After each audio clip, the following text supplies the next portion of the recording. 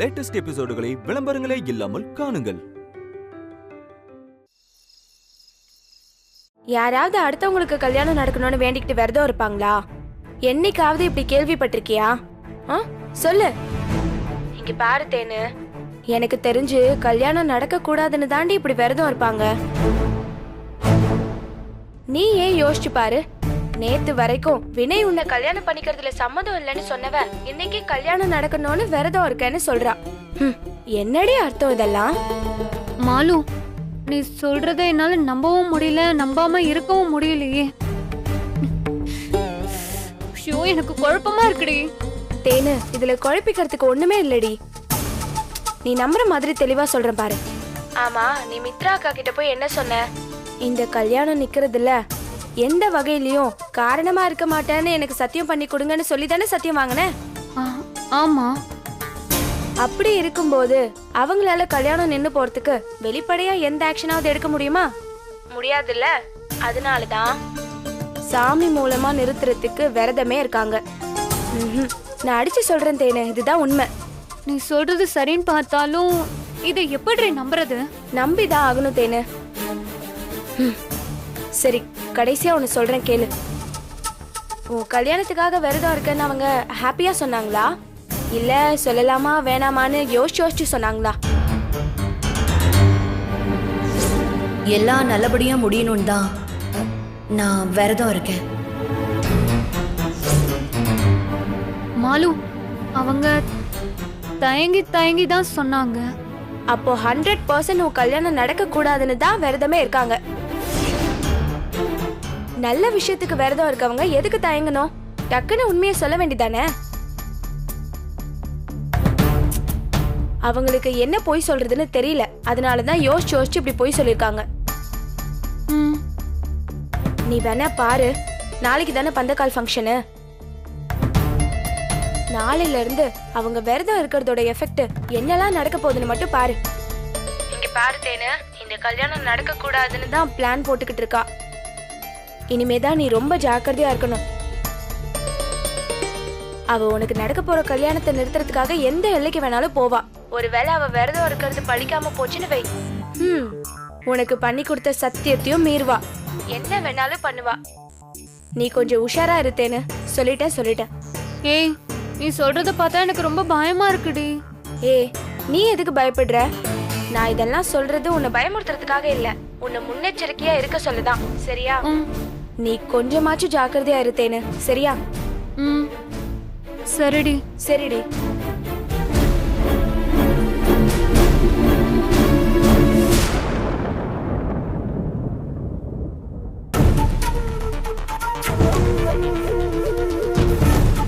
நீயும் அவளும் போற வழி வேற வேறையா இருந்தாலும் போய் சேரணும்னு நினைக்கிற இடம் ஒரே இடம்தான். அது இந்த கல்யாணம் நடக்க கூடாதுங்கிறது தான். இத நமக்கு சாதகமா நாம பயன்படுத்திக்கணும்.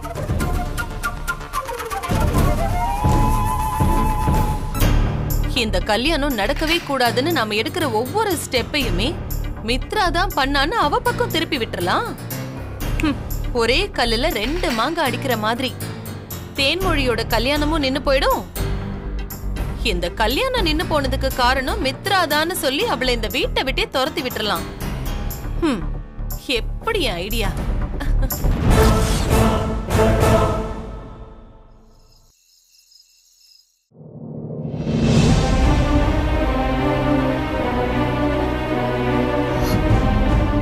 வாழ்க்கையில முறையா எல்லாரும் முன்னாடியும் பொய் சொல்ற மாதிரி சூழ்நிலை வந்துருச்சுல்ல. இத நினைச்சு பார்க்கவே மனசுக்கு ரொம்ப கஷ்டமா இருக்கு. கார்த்திக் சாரும் காந்திமதி அம்மாவும் என்னை எவ்வளவு நம்புறாங்க. ஆனா நான் என்ன காப்பாத்திக்கிறதுக்காக வாய் கூசாம பொய் சொல்லிட்டேன்ல. தேன்மொழி கல்யாணம் எக்காரணத்து கொண்டும் நடக்க கூடாதுன்னு நினைச்சதுக்கு கல்யாணம் எந்த பிரச்சனையும் இல்லாம நடந்து முடியணும் தான் விரதம் இருக்கேன்னு அப்படியே மாத்தி பொய் சொல்லிட்டேன்ல. நான் சொன்ன இந்த பொய்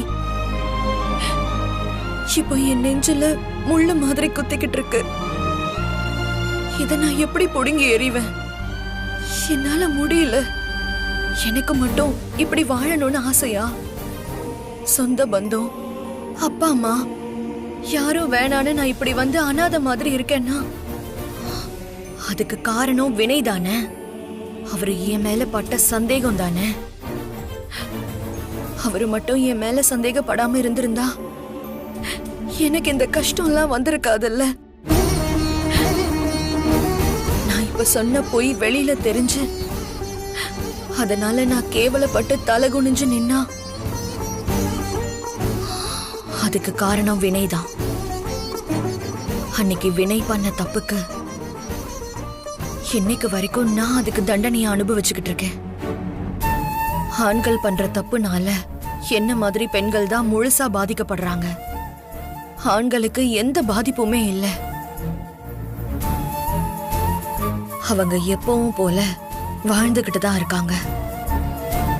வினய் என்னை தேடி வந்து நான் பண்ணது தப்புதான், என்னை மன்னிச்சிருன்னு சொன்னாலும் என்னால அவரை மன்னிக்கவே முடியல.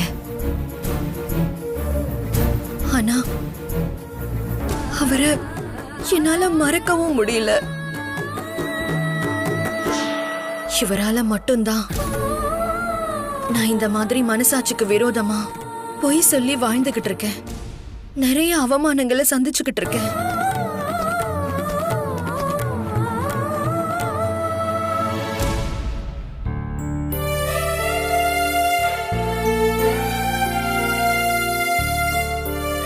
மம்மி, நீ இன்னும் தூங்கல? இல்ல விக்ரம், மம்மிக்கு தூக்கம் வரல, நீ தூங்கு. எனக்கு தெரியும் மம்மி, உங்களுக்கு தூக்கம் வராதுன்னு. நீங்க மனசுக்குள்ள எவ்வளவு ஃபீல் பண்றீங்கன்னு எனக்கு நல்லா தெரியும் மம்மி. டாடிக்கு இன்னொருத்தவங்க கூட கல்யாணம் நடக்க போகுதுன்னு என்னாலே தாங்கிக்க முடியல. உங்களால எப்படி தாங்கிக்க முடியும்? ரொம்ப கஷ்டமா இருக்கு மம்மி.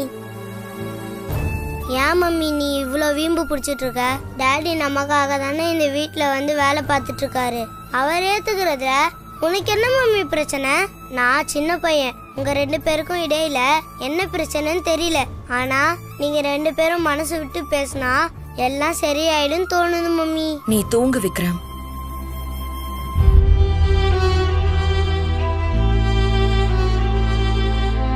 விக்ரம், நீ ஏன் தூங்காம உட்கார்ந்துட்டு இருக்க? படு, நாளைக்கு ஸ்கூல் போகணும்ல. தூங்கு விக்ரம், தூங்குடா. தூங்கு.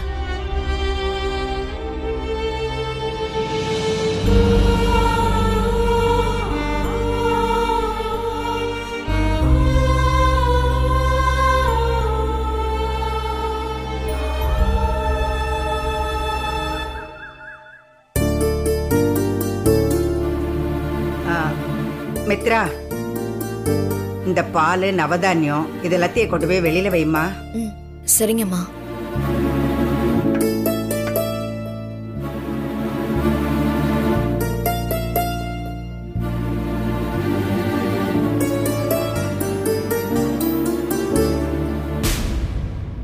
நாகு, இதெல்லாத்தையும் எடுத்து போய் வெளியில வை. பந்தக்கால் நட போறீங்களா? பந்தக்காலு இருங்க இருங்க, இன்னும் கொஞ்ச நேரத்துல உங்க எல்லாரையும் துண்ட காணும் துணிய காணும்னு நான் ஓட வைக்கிறேன்.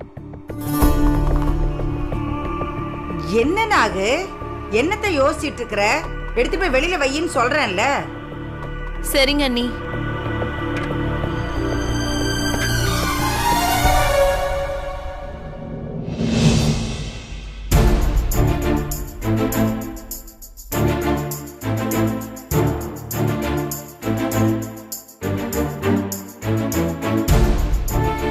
கார்த்தி, ஐயர் வந்துட்டாராப்பா? வந்துட்டே இருக்காருமா. ஆன் த வே தான். பூஜைக்கு தேவையான பொருள்லாம் நீங்க ரெடியா வச்சிருங்க. நான் சொன்ன டைம்க்கு கரெக்டா வந்துறேன்னு அவரே சொல்லியிருக்காரு. சரிப்பா. மா, நம்ம சைடுல எல்லாமே ரெடியா தானே இருக்கு. எல்லாம் ரெடியா இருக்குப்பா. சரிங்கம்மா. என்ன அழகி?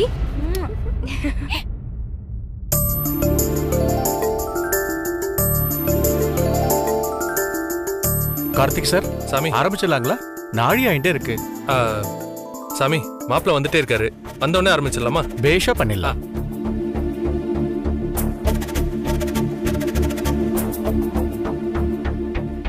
மாப்பிள்ள மட்டும் தனியா வர மாட்டாரு.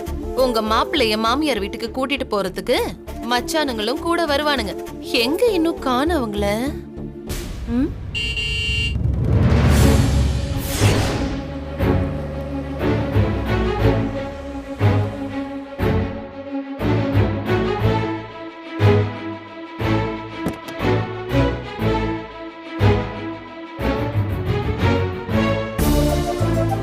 விக்ரம். ஏய் விக்ரம். விக்ரம் ஸ்கூலுக்கு போலையா? உங்க கூட கா. ஏய் ஏய் ஏய் விக்ரம்.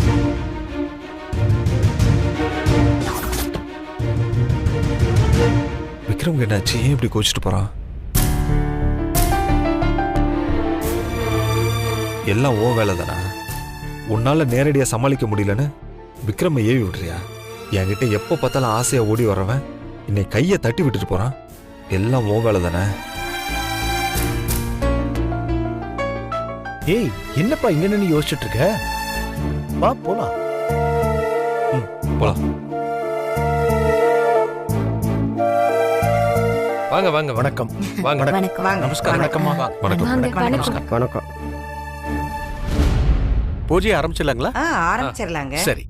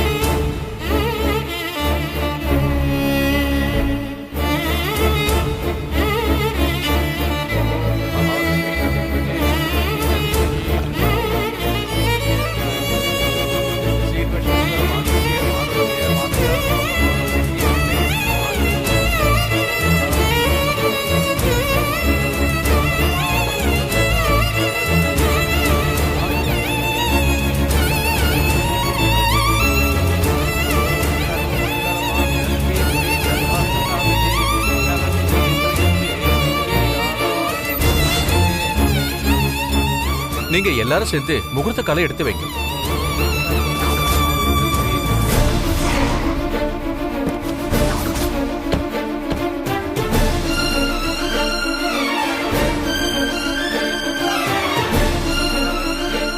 நிறுத்துங்க.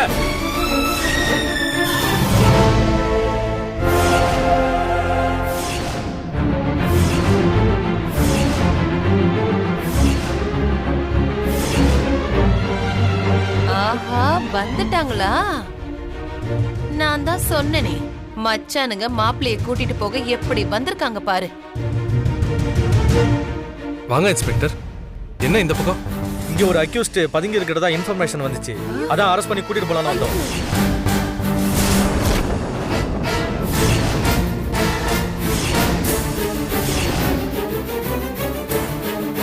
என்னது அக்யூஸ்டா? எங்க வீட்ல யார் சார் அக்யூஸ்ட்? இதோ இவருதான் உங்க மாப்பிள்ளை வினய்.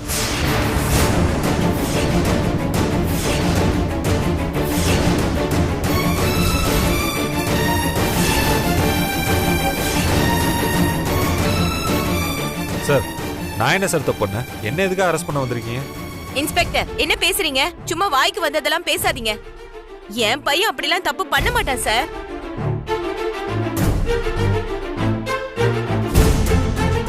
உங்க பையன் தப்பு பண்ணானா இல்லையாங்கிறத நாங்க சொல்றோம். ஸ்டேஷனுக்கு கூட்டிட்டு போய் 4 தட்டு தட்டினா நான் இல்ல அவனே சொல்லுவான். டேய் வாடா. சார் மன்னிச்சிருங்க சார். ஏதோ இடம் மாதிரி வந்திருக்கீங்கன்னு நினைக்கிறேன். நீங்க நினைக்கிற மாதிரி ஒரு அக்யூஸ்ட் எல்லாம் கிடையாது. அவரை பத்தி எங்களுக்கு நல்லாவே தெரியும். அவர் ரொம்ப நல்ல பையன். எத்தனை நாளா தெரியும்? 6 மாசம் இல்ல 1 வருஷம்? ஒரு 6-7 மாசமாவே எங்களுக்கு தெரியும் சார். இவன் 6 வருஷத்துக்கு முன்னாடியே தப்பு பண்ணிட்டு அதுல இருந்து தப்பிக்கிறதுக்காக தான் உங்க வீட்டுல வந்து யாருக்கு தெரியாம பதுங்கி இருக்கான்.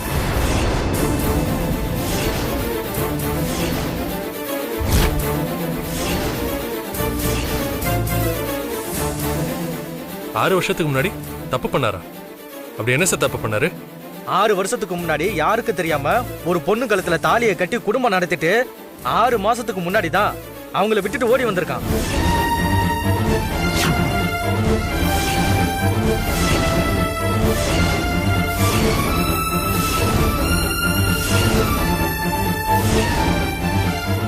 மித்ரா, கல்யாணத்தை நிறுத்தணும்னு நீ ஏதாவது மாப்பிள்ளை மேலே போலீஸ் கம்ப்ளைண்ட் கொடுத்துட்டியா? நீ இல்லையா?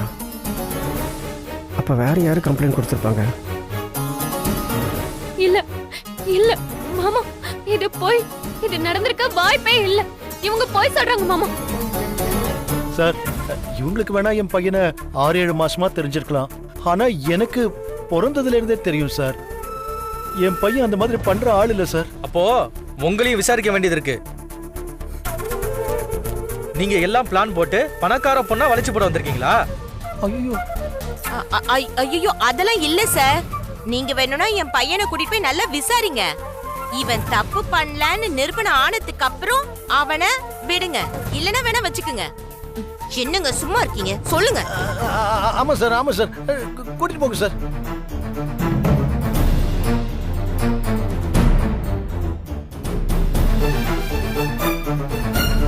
சூப்பர்மேன், என்ன இவங்க என்னென்னமோ சொல்றாங்க.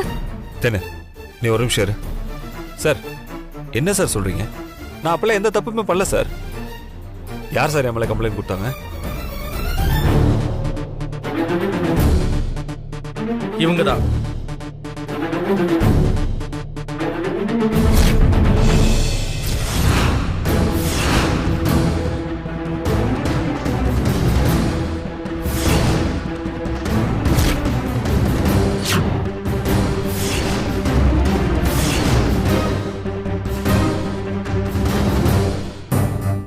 என்ன இது?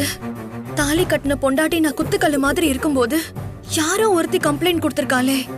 இதுல ஏதோ தப்பா இருக்கே. இந்த பொண்ணு குழந்தையோட வந்து ஸ்டேஷன்ல கம்ப்ளைண்ட் கொடுத்திருக்கு. 6 வருஷம் என் கூட குடும்பம் நடத்திட்டு இன்னைக்கு எனக்கே தெரியாம அவருக்கு இன்னொரு பொண்ணு கூட கல்யாணம் நடக்க போகுதுன்னு அந்த பொண்ணே கம்ப்ளைண்ட் கொடுத்திருக்கு. இல்ல சார், இதெல்லாமே சுத்த பொய். இந்த பொண்ணு யாருன்னு எனக்கு தெரியாது சார். இந்த பொண்ணுக்கு நான் தாலில கட்டல, அதுல வந்த பொண்ணை நான் பார்த்தது கூட கிடையாது சார். சார், யாரோ எம்மல தேவையில்லாம பழி போட்டிருக்காங்க. தயவு செய்து இதெல்லாம் நம்பாதீங்க சார். போட்டோல இருக்கிற பொண்ணு உனக்கு தெரியாது, அதை தானே சொல்ல வர? ஆமா சார், நான் அந்த பொண்ணை நேரில் பார்த்ததே கிடையாது. நீ அந்த பொண்ணை பார்த்தது இல்லைன்னு வச்சுப்போம். அந்த போட்டோ பக்கத்துல இருக்கிறது நீ தானே, இல்ல வேற யாராவதா?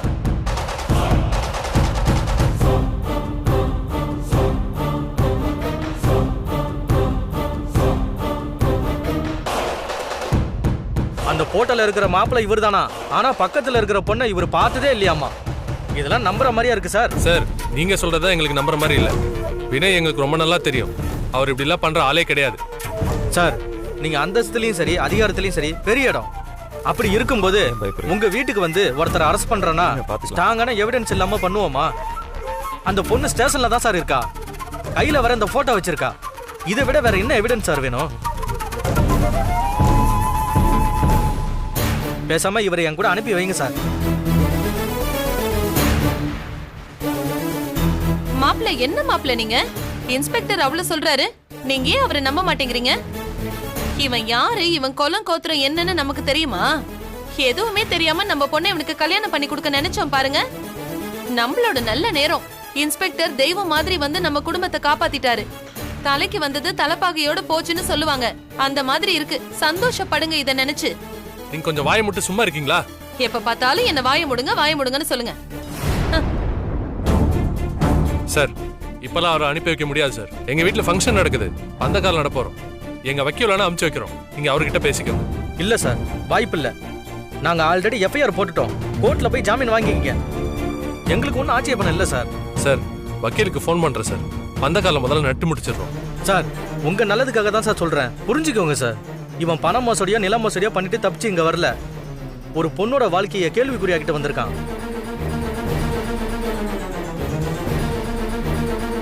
பொண்டாட்டி இருக்கும்போதே அதை மறைச்சிட்டு இன்னொரு கல்யாணம் பண்றது எவ்வளவு பெரிய கிரிமினல் குற்றம் சார்.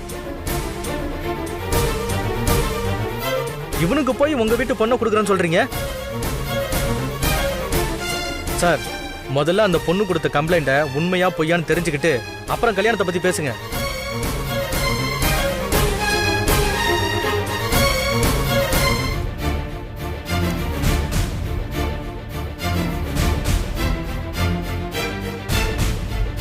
யோ சார், என்னையா பாத்துட்டு இருக்கீங்க?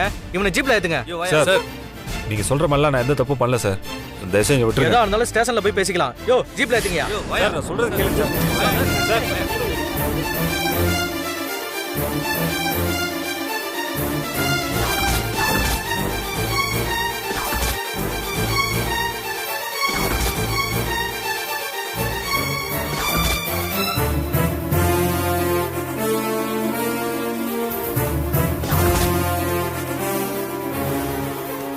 சார் சார் கேளுங்க சார். சார் ஏரியா வண்டி. சார் எதா இருந்தாலும் ஸ்டேஷன்ல பேசிக்கலாம். ஏரியா. சார் நான் சொல்றத கொஞ்சம் கேளுங்க. என்னையா பாத்துட்டு இருக்கீங்க? ஏரியா உள்ள அவன. சொல்றேன் ஏரியா.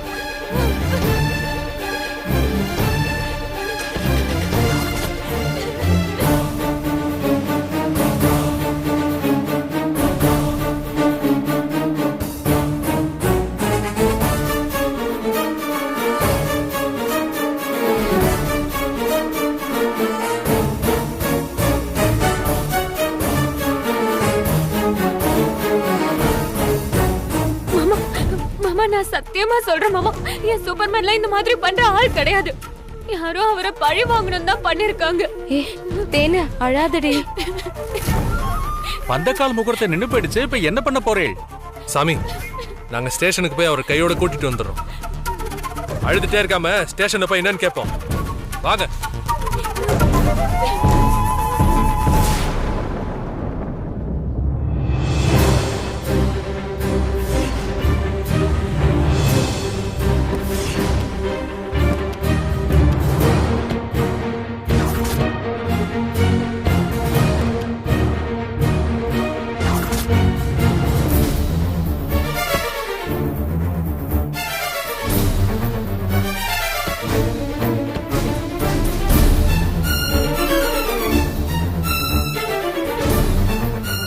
நாம எதுக்காக இங்க வரணும்? போலீஸ் ஸ்டேஷன் வரதுக்கு பயமா இருக்கு. நம்ம மாட்டிக்க போறோங்க. ஐயோ வாயை மூடிட்டு வா.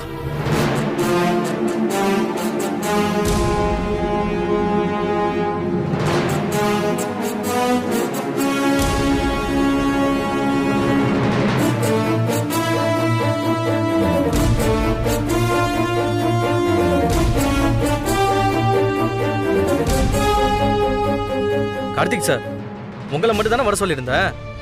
ஒரு பெரிய படையை கூட்டிட்டு வந்திருக்கீங்க. நீங்க காம்ப்ரமைஸுக்கு வந்த மாதிரி தெரியலையே, பிரச்சனை பண்ண வந்த மாதிரி இல்ல தெரியுது. சார், நாங்க அந்த எண்ணத்துல எல்லாம் வரல சார்.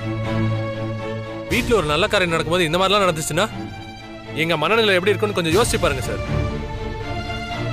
அடுத்தது என்ன பண்ணணும்னு தெரியாம தான் எல்லாரும் பயந்து போய் இங்க வந்திருக்கோம். சார், நீங்க படிச்சிருக்கீங்க, பிசினஸ் வேற பண்றீங்க. உங்களுக்கு நெக்ஸ்ட் என்ன பண்ணணும்னு தெரியாது. நீங்க பொண்ணுக்கு மாப்பிள்ளை பார்க்கணும்னு ஆரம்பிக்கும் போதே மாப்பிள்ளை யாரு, அவன் பேக்ரவுண்ட் என்னன்னு நல்லா விசாரிச்சு சம்பந்தம் பண்ணிருக்கணும்.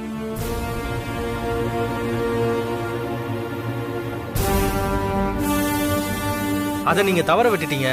உங்க நல்ல நேரம் கல்யாணம் பண்றதுக்கு முன்னாடியே மாப்பிள்ளை பத்தின உண்மை தெரிஞ்சிருச்சு. இதுக்காக நீங்க சந்தோஷப்படணுமே தவிர பதட்டப்படக்கூடாது சார். சார், நீங்க வினய் அக்யூஸ்டன் கன்ஃபார்ம் பண்ணிட்டீங்க. எங்களால அவர் அப்படி பார்க்க முடியல. எங்களை பொறுத்த வரைக்கும் வினய் இந்த மாதிரிலாம் பண்ணிருப்பாருன்னு எங்களால நம்ப முடியல. அவர் மேல யார் கம்ப்ளைண்ட் கொடுத்தாங்க? நாங்க அவங்கள பார்க்கணும். அங்க பாருங்க.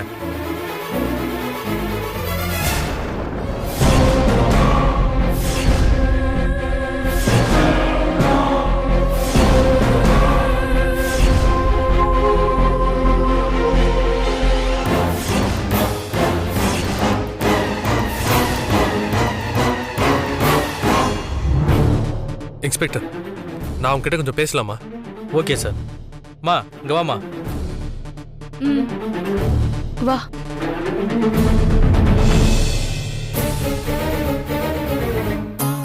மா, யாருமா நீங்க? உங்களுக்கு வினய்க்கு என்ன சம்பந்தம்? எதுக்கு அவர் மேல தேவையில்லாம கம்ப்ளைண்ட் பண்ணிருக்கீங்க? வினய் என் ஹஸ்பண்ட் சார்.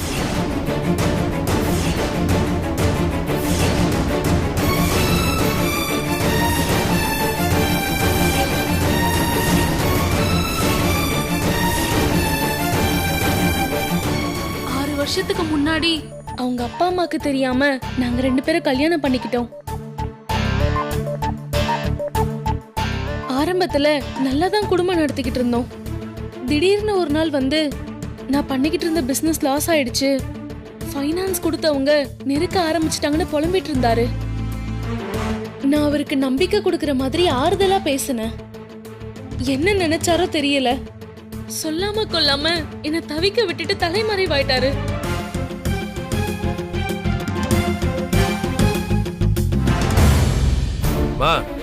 இந்த காலத்துல உன்ன மாதிரி பொண்ணுங்கெல்லாம் இப்படிதான் ஃபேக்கா கம்ப்ளைண்ட் கொடுத்துட்டு திரியுறாங்க. இதெல்லாம் எங்களால உண்மைன்னு எடுத்துக்க முடியாது. நீங்க வினய் மேல சொல்ற குற்றச்சாட்டுக்கெல்லாம் என்ன எவிடன்ஸ் வச்சிருக்கீங்க? எல்லா எவிடன்ஸும் வச்சிருக்கேன் சார். கல்யாண வீடியோ கூட இன்ஸ்பெக்டர் சார் கிட்ட சப்மிட் பண்ணிருக்கேன். கல்யாணமான சர்டிபிகேட் இருக்கு. எல்லாத்துக்கும் மேல இதோ எங்க பையன் எங்க 2 பேருக்கும் கல்யாணம் நடந்ததுக்கான சாட்சியா நின்னுகிட்டு இருக்கான் சார்.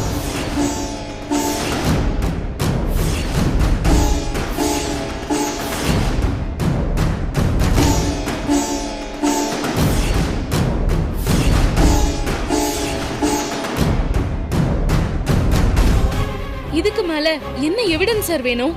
சரிம்மா, நீங்க சொல்றதெல்லாம் உண்மைன்னு வச்சுக்கிட்டா கூட இவ்வளவு நாள் விட்டுட்டு இப்ப எதுக்கு அவர் மேல வந்து கம்ப்ளைண்ட் கொடுக்குறீங்க? வினய்க்கு கல்யாணம் நடக்க போதுன்னு தெரிஞ்சுக்கிட்டு அந்த கல்யாணத்தை நிறுத்த உங்ககிட்ட பணம் கொடுத்து தூண்டி விட்டாங்களா? இவ்ளோ நாளா என் புருஷனை நான் தேடிக்கிட்டு தான் சார் இருந்தேன். எந்த பொண்ணாவது பணத்துக்காக இப்படி ஒரு அவமானத்தை தேடிப்பாளா சார்? சொல்லுங்க சார். உங்க வீட்லயும் என்ன மாதிரி ஒரு பொண்ணு இருக்கால சார்? சார், அவங்க யாருன்னு எனக்கு தெரியாது சார். சத்தியமா சொல்றேன் சார். அவங்க வேணுக்குனே என்ன மாட்டி விட பாக்குறாங்க சார். அவங்களுக்கு எனக்கு எந்த சம்மந்தம் இல்ல சார். ஏய், வாயை மூடிட்டு இரு. உள்ள வந்தா தோலை உரிச்சிருவேன். நான் அப்பவே சொன்னேன்ல சார், இந்த மாதிரி வேலைக்காரன் எல்லாம் வீட்டோட வச்சுக்காதீங்கன்னு. இப்ப பாத்தீங்களா, உங்ககிட்ட நல்லவன் மாதிரி நடிச்சிட்டு உங்க வீட்டு பொண்ணு மனசுல ஆசையை வளர்த்து விட்டு இருக்கான். சார், என் பையன் அப்படிப்பட்ட ஆள் இல்ல சார். அவன் நல்ல பையன். அவனை ஒழுக்கமா தான் நான் வளர்த்திருக்கேன் சார். யோ, நிறுத்தியா? உன் பையனை வளர்த்த லட்சணத்தை தான் பாத்துட்டு இருக்கோமே. இப்படி ஒரு பையனை பெத்துட்டு வெக்கமே இல்லாம வந்து நிக்கிற. இதுல இவனுக்கு சப்போர்ட் வேற பண்ற. வெள்ள பையன் முதல்ல. சார், என் பையன் எந்த தப்பு பண்ணல சார். இந்த பொண்ணு தான் யார்கிட்டயோ காசு பணத்தை வாங்கிட்டு என் பையன் மேல புகார் கொடுத்துருக்கா சார். அவ்வளவு நாள் தட்டு தட்டி உண்மையை வாங்காம என் பையனை பிடிச்சி உள்ள அடைச்சு வச்சிருக்கீங்க. நீங்க நல்லாவே இருக்க மாட்டீங்க இன்ஸ்பெக்டர். யோ, உன்னை வெளில போ சொன்னேன். இங்க நின்னு கத்திக்கிட்டு இருந்தான்னு வச்சுக்க, உன்னையும் தூக்கி உள்ளார வச்சிருவேன். முதல்ல வெளில போயா. சார், எதுவா இருந்தாலும் நம்மளுக்குள்ள பேசி முடிவு எடுத்துக்கலாம் சார். நீங்க வினய முதல்ல வெளிய விடுங்க சார். ஐயோ மாப்ள, என்ன நீங்க என்ன புரியாம பேசிட்டு இருக்கீங்க? அந்த பொண்ணு கேக்குற கேள்விக்கு நீங்க என்ன பண்ண போறீங்க? நம்ம தேன் அவனுக்கு கல்யாணம் பண்ணி வைக்க போறீங்களா? ஒரு பொண்ணு அவ பையன் கூட கண்ணீரும் கம்பளையுமா வந்து நிக்கிறா. அதெல்லாம் கண்ணால நாம பார்த்தோம். இவனை வெளியில விட சொல்றீங்க? மாப்ள, இதெல்லாம் சரியில்லை. இத பாருங்க, தெரிஞ்சோ தெரியாமலோ இவன் கல்யாணமானவன் குழந்தை குட்டின்னு குடும்பத்தோட வாழ்ந்தவன்னு தெரிஞ்சு போச்சுல. யார் செஞ்ச புண்ணியமோ கடவுளா பார்த்து கடைசி நேரத்துல நம்மள காப்பாத்தி விட்டுருக்காரு. நிச்சயம் கல்யாணம்னு போகாம இதோட முடிஞ்சிருச்சேன்னு தலை முழுகிட்டு தேனுக்கு வேற மாப்பிள்ளைய பார்க்க ஆரம்பிக்காம இவனையே புடிச்சு தொங்கிட்டு இருக்கீங்க. மாப்பிள்ளை, கிளம்புங்க, வீட்டுக்கு போலாம். ஒரு பொண்ணு வந்து குத்த சுமத்தனதும் அதை அப்படியெல்லாம் விட்டுறக்கூடாது. உண்மை என்னன்னு முழுசா தெரிஞ்சுக்கிட்டு அதுக்கப்புறமா முடிவு எடுத்துக்கலாம். இதுக்கு மேல என்ன மாப்பிள்ளை உண்மையை தெரிஞ்சுக்கணும்? பாதிக்கப்பட்டவளே கண்ணு முன்னாடி வந்து நிக்கிறா. அவகிட்ட நல்லா விசாரிச்சுதானே இன்ஸ்பெக்டர் இவனை அரெஸ்ட் பண்ணி கொண்டு வந்து வச்சிருக்காரு. சும்மா போய் கேஸுக்காகலாம் இன்ஸ்பெக்டர் நம்ம வீடு வரைக்கும் தேடி வருவாரா? அதுவும் நம்ம குடும்பத்துக்குள்ளேயே வந்து. சார், இந்த பொண்ணு கொடுத்திருக்கிற கம்ப்ளைண்ட்ல முகாந்திரம் இருக்கு. இல்லனா நாங்க இவ்வளவு தூரம் இறங்க மாட்டோம்.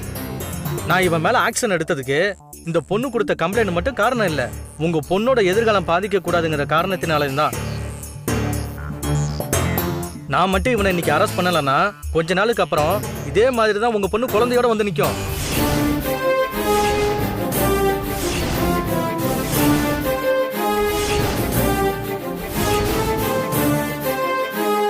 இனிமே இந்த கேஸ் இந்த பொண்ணுக்கும் இவனுக்குமானது. இதுல உங்களுக்கு சம்பந்தம் இல்ல. நீங்க ஒதுங்கி போயிடுங்க.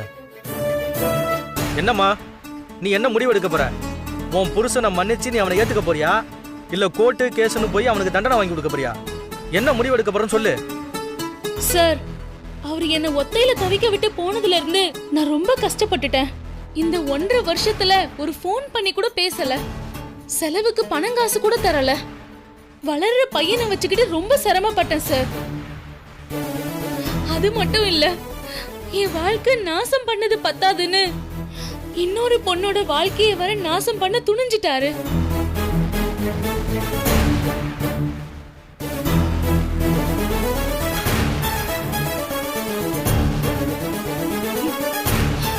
இவரை இப்படியே விட்டுட்டா என்ன மாதிரி இன்னொரு அப்பாவி பொண்ணுதான் பாதிக்கப்படுவா. அதுக்காகவே இவரை நான் கோர்ட்ல நிறுத்தி தண்டனை வாங்கி கொடுக்கணும் சார். அப்பதான் இந்த மாதிரி அயோக்கியனுங்க திருந்துவானுங்க.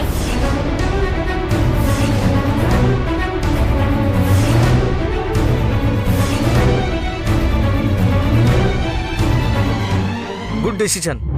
ஒன்ன மாதிரி பாதிக்கப்பட்ட ஒவ்வொரு பொண்ணும் குடும்பம், கௌரவம், மான மரியாதைன்னு பார்க்காம இந்த மாதிரி தைரியமா வந்து கம்ப்ளைண்ட் கொடுத்தாதான் அப்போதான் சொசைட்டில குற்றங்கள் குறையும். அப்புறம் என்ன மாப்ள, இந்த பொண்ணே சொல்லிட்டா பஞ்சாயத்தை கோர்ட் வரைக்கும் கொண்டு போறேன்னு. இதுக்கு மேலயும் நம்ம பொண்ணு அவனுக்கு கட்டி கொடுக்கணும்னு நீங்க நினைக்கிறீங்களா? அதை விட முட்டாள்தனம் வேற எதுவுமே இருக்காது. அதுக்கு பதிலா நம்ம தேன்மொழிய கழுத்தை நெரிச்சு கொன்னுடுங்க. நீங்க மாப்ள பேசாம கிளம்பலாம் வாங்க. வீட்டுக்கு போய் மத்ததெல்லாம் பேசிக்கலாம் வாங்க மாப்ள. மாமா, நான் செத்தாலும் பரவாயில்ல, நான் என் சூப்பர்மேனை தான் கல்யாணம் பண்ணிப்பேன். நீங்க அவர் மேல என்ன குற்றம் சொன்னாலும் நான் நம்ப மாட்டேன்.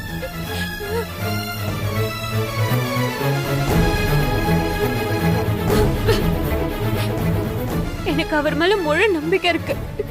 நீங்க எல்லாரும் வேணும்னா போங்க. நான் சூப்பர்மேன் இல்லாம வீட்டுக்கு வர மாட்டேன். இத பாருமா, இனிமே நாங்களே நினைச்சாலும் உன்னை இவனுக்கு கல்யாணம் பண்ணி வைக்க முடியாது. சட்டப்படி டைவர்ஸ் வாங்காம இன்னொரு கல்யாணம் பண்றது தண்டனைக்குரிய குற்றம்.